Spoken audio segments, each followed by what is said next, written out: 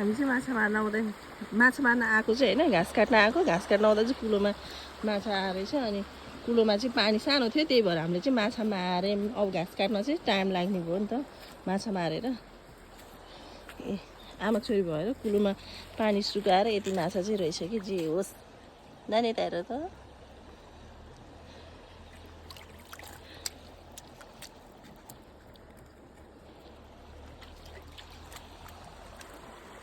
पुन्टे पुन्टे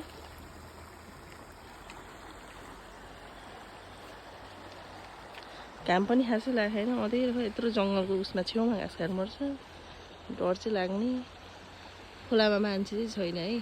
अघि नै बिहान चाहिँ ट्र्याक्टरमा ढुङ्गा हाल्ने मान्छेहरू आइरहेको थियो, अहिले चाहिँ छैन। माछा मार्दा मार्दै हामीलाई चाहिँ ढिलो भयो नि त, त्यही भएर हो कि।